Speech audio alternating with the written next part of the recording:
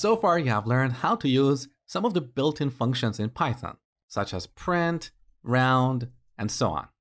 In this section, you're going to learn how to write your own functions.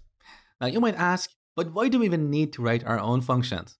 Well, when you build a real program, that program is going to consist hundreds or thousands of lines of code. You shouldn't write all that code in one file like we have done so far. You should break that code into smaller, more maintainable, and potentially more reusable chunks. You refer to these chunks as functions. So let me show you how to create your own custom functions. We start with the def keyword, which is short for define. Next, we need to give our function a name. So let's call this greet. All the best practices you learned about naming your variables also apply to naming your functions. So make sure your function names are meaningful, descriptive, use lowercase letters to name your functions, and an underscore to separate multiple words. Now, after the name, we need to add parentheses. You will see why shortly.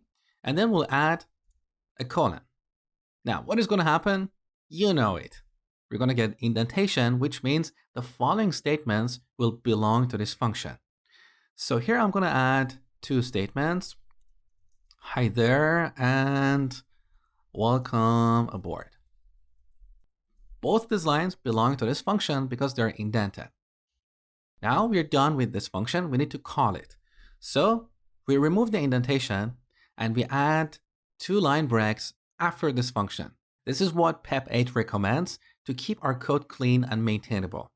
Now, if you forget to add two line breaks, don't worry. As soon as you save the changes, AutoPEP 8 will automatically add these line breaks for you.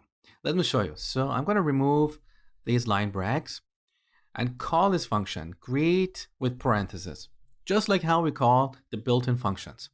Now save the changes. There you go. So we get two line breaks after our function. Now let's run this program. So we get these two messages on the terminal.